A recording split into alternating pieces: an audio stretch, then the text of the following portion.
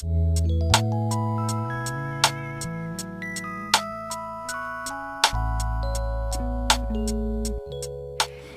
lo que les he traído son algunas reflexiones de un tema que me interesa mucho últimamente, que es la relación entre cultura y desarrollo. En la medida que este proyecto está asociado a políticas, actividades, a acciones para mejorar la vida de algunos grupos de personas que tienen algunas diferencias que pueden ser calificadas como culturales, creo que podría ser interesante tener una discusión al respecto. Entonces yo prefiero siempre leer, porque si no me voy en banda. En todo caso, esta relación entre cultura y desarrollo está ganando mucho interés, ¿no? A nivel de políticas institucionales, a nivel de organismos internacionales, movimientos sociales y políticas estatales. Como Cecilia les ha contado, desde el año 2000 más o menos se ha venido trabajando para trabajar mucho más en crear políticas de desarrollo cultural. Se trata entonces, se ve una creciente presencia de la importancia de la cultura. Uno, porque el economicismo de los primeros años de las políticas de desarrollo resultó no muy acertado, porque se vio que las personas, digamos, tienen otro tipo de necesidades, y también por la creciente conciencia de que el poder reproducir los estilos de vida, las creencias, los valores, las formas de organización, la cultura de las personas y de los grupos es un derecho humano fundamental, que evidentemente en el caso de los LGBT también es uno de los puntos nodales de ese trabajo. Entonces lo que yo voy a empezar es hacer algunas definiciones, a pesar de que, como dice Cecilia, la cultura no se puede definir, pero ahora vamos a ver por qué. Entonces, el desarrollo, que es más fácil, puede definirse como la búsqueda a través de acciones concretas de mejorar la calidad de vida de los seres humanos, o de una sociedad o de un grupo. Es una mejora, eso es desarrollo. La cultura, les voy a leer una definición mala, como todas, pero en fin, que nos puede servir, es el conjunto de elementos materiales, instrumentos, técnicas, objetos hechos por los hombres, ¿no?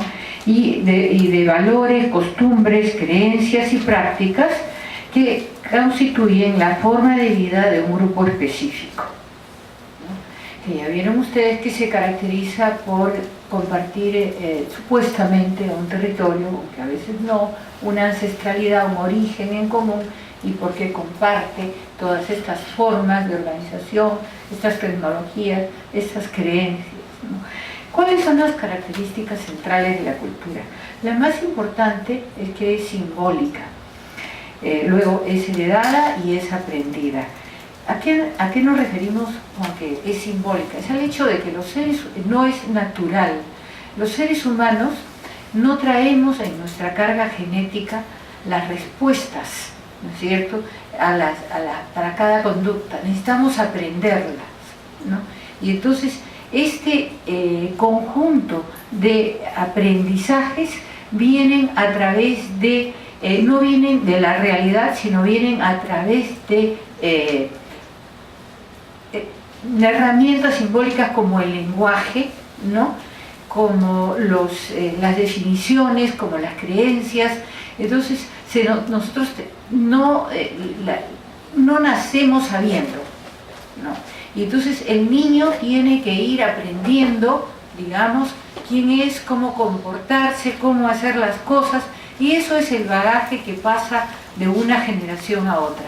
Por eso entonces la cultura no sale de la naturaleza, no se transmite a través de acciones concretas, sino a través del lenguaje, los cantos, la escritura, todas estas herramientas simbólicas, tiene que ser aprendida y pasa de una generación a otra. Ahora, ¿qué sucede entonces? Es lo que se llama la arbitrariedad de la cultura. Es decir, como no nace de la naturaleza, la respuesta que dan los diferentes grupos humanos a necesidades, situaciones, metas, depende de lo que ellos han creado, ¿no? Y va a ser diferente de un grupo a otro. De ahí, entonces, no es que hay una ley que hace que todos comamos de diferente manera, de esta manera. Hay una ley que hace que todo, ley natural que hace que todos aprendamos a leer. Todos sabemos lo difícil que nos es. No hay una ley de las religiones, ¿no?, que hace que los seres humanos tengan una religiosidad de este tipo, y esto va a dar una enorme variedad. Entonces, la variedad es una característica de las culturas humanas. La variedad y la arbitrariedad, en el sentido en que no hay una ley que hace que los seres humanos reaccionen de una manera, o se organicen de una manera, o se conciban. La misma noción de ser humano varía mucho de cultura a cultura. Eso sucede entonces también con la sexualidad. Todas las culturas tienen concepciones diferentes de lo que son las identidades sexuales, de las prácticas sexuales, del erotismo y del... Entonces, esta noción de cultura, como verán, corresponde más bien a una dimensión, a una característica de la especie humana, que es que no nace sabiendo, ¿no?, y que debe aprender, que una generación nos transmite a otra, y esto pasa embotellado, digamos, en técnicas, en recetas, en valores, en creencias, y pasa sobre todo a través del lenguaje y ahora de la escritura y de otros medios. Esta noción de cultura, entonces, es difícil para los diseñadores de políticas públicas y los expertos en desarrollo. Uno de los motivos de esta confusión es que la cultura no permite implementar acciones uniformes y universales, dado que es por definición diversa. Entonces piensen que existen, digamos, ahora lo vamos a ver con más detalle, pero la noción de desarrollo, tal como se aplica ahora, digamos, en los organismos internacionales y en los estados, surge de la Segunda Guerra Mundial con la idea de que se puede pasar, ¿no es cierto?, los logros de una sociedad a otra, pero se define desde el punto de vista occidental qué es lo deseable como niveles de vida, cuál es la educación, cuáles son las metas. Y esto se contradice con la enorme variedad de culturas existentes en el planeta. La segunda dificultad reside en que tanto los expertos como las personas comunes usan la noción de cultura en dos diferentes acepciones y no las diferencian, porque ha pasado mucho al sentido común. Cada una de estas maneras de entender la cultura supone políticas y visiones de desarrollo bastante diferentes e incluso opuestas. Entonces, para clarificar ese tema, voy a tratar de diferenciar las nociones de cultura que circulan entre los expertos y las implicancias en lo que concierne al desarrollo de políticas que impulsan el desarrollo. La concepción de cultura que más se usa, que más usamos en el día a día, es aquella que en realidad corresponde al concepto de civilización, y que se desarrolló dentro de las ciencias sociales decimonónicas, como una herramienta conceptual para entender la evolución humana. Civilización implica logro, avance, o sea, cuán compleja es una cultura, ¿no es cierto? Si tiene ya desarrollo urbano, si tiene estado, ¿no? Si tiene técnicas más elaboradas para el trabajo agrícola. Entonces implica más ese tema de logro. Según los antropólogos evolucionistas, bueno, esto ya lo he dicho, a cada etapa en el desarrollo de la humanidad le corresponden diferentes, entonces, técnicas de subsistencia, formas de organización social y maneras de ver el mundo, lo que nosotros llamamos sistemas de representaciones, ¿no? Esto más o menos es solo, entonces, de acuerdo a esa teoría, cada grupo humano va a pasar necesariamente por estas etapas, ¿no?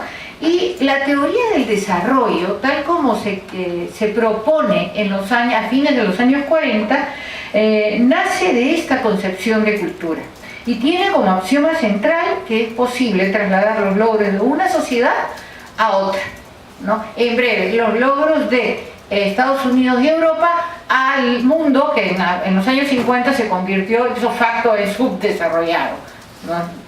Se etiquetó entre desarrollados y subdesarrollados.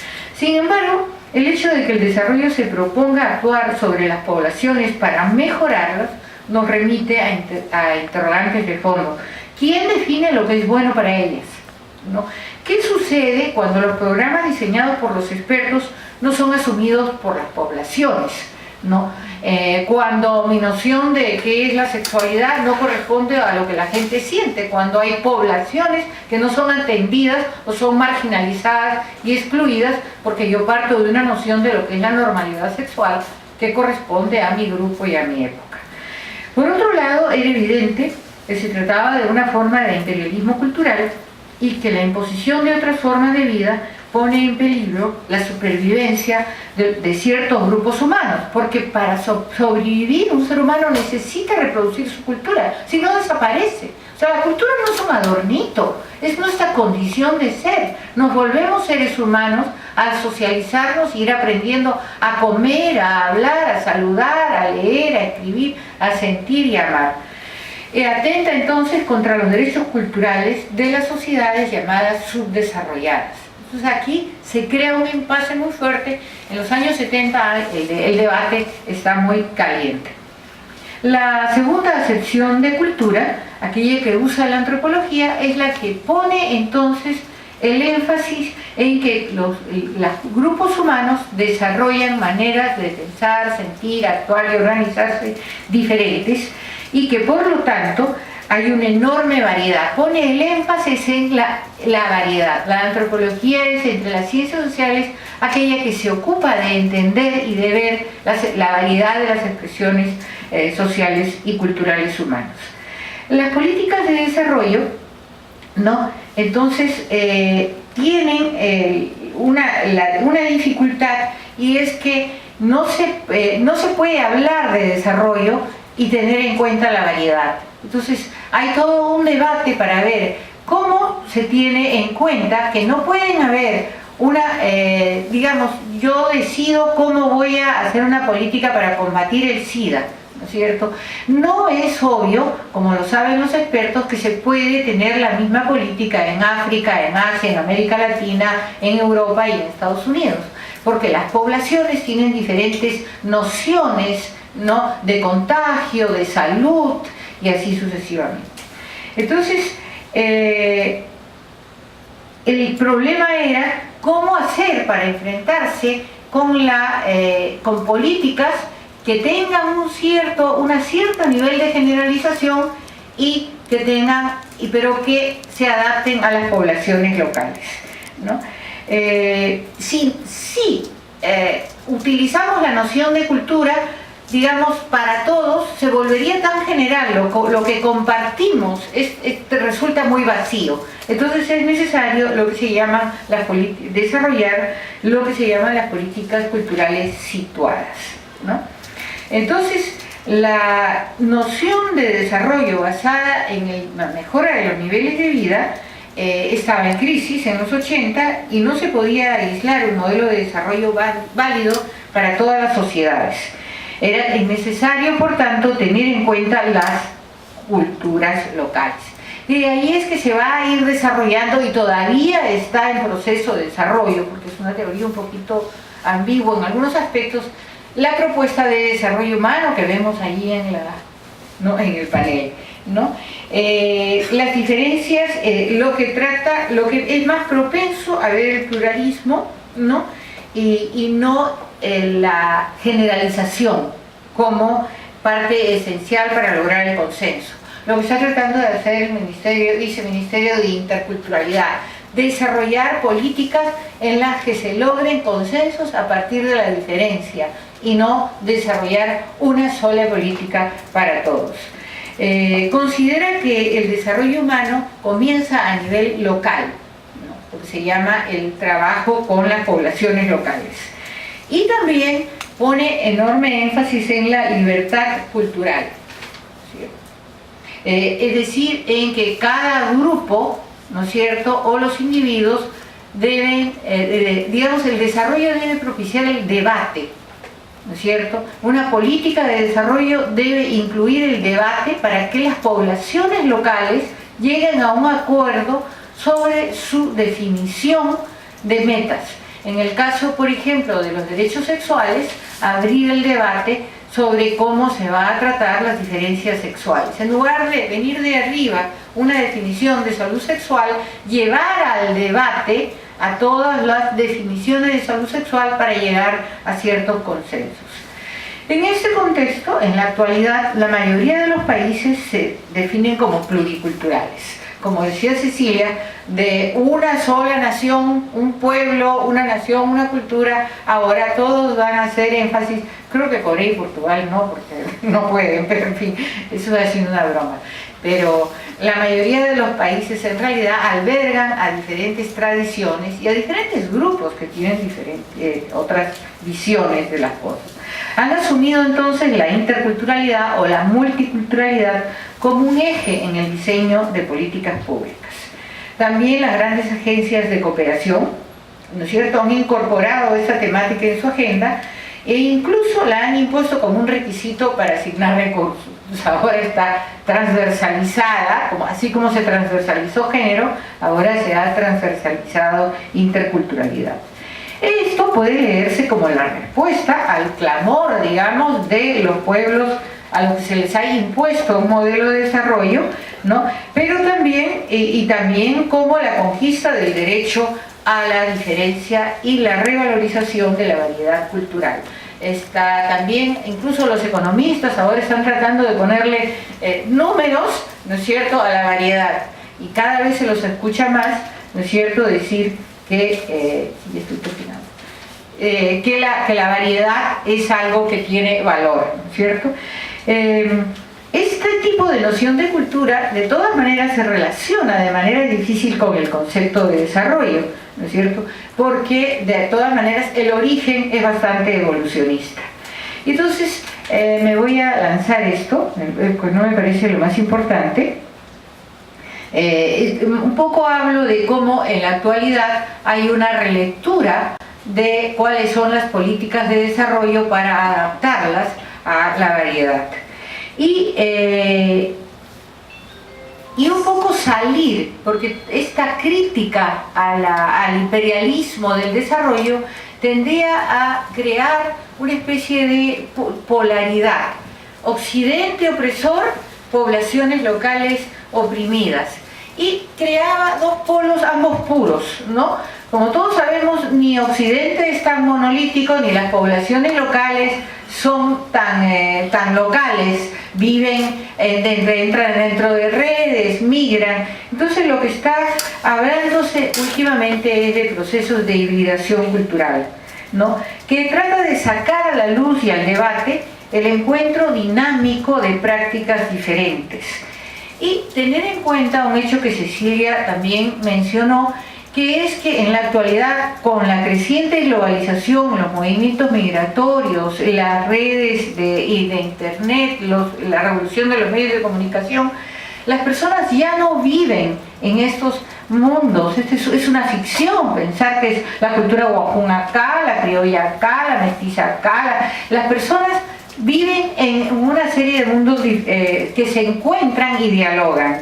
Entonces, tratar de ver cómo se logra, ¿no?, construir modelos de desarrollo en los cuales las personas, ¿no?, se vean como viviendo en diferentes mundos. Entonces la tarea, ¿no?, del trabajo de la relación entre cultura y desarrollo, y aquí concluyo, ya no será ubicar y describir tal grupo y sus diferencias y sus necesidades y sus reclamos, ¿no es cierto?, sino conocer los temas que reúnen a los sujetos, tales como los derechos ciudadanos, las preferencias de consumo, las diferencias de orientaciones sexuales, para el caso que nos interesa, y rastrear esos caminos, ¿no es cierto?, de las tradiciones locales en un constante proceso de redefinición y diálogo. Es una tarea bastante difícil para la antropología, pero no nos queda más remedio que asumirla.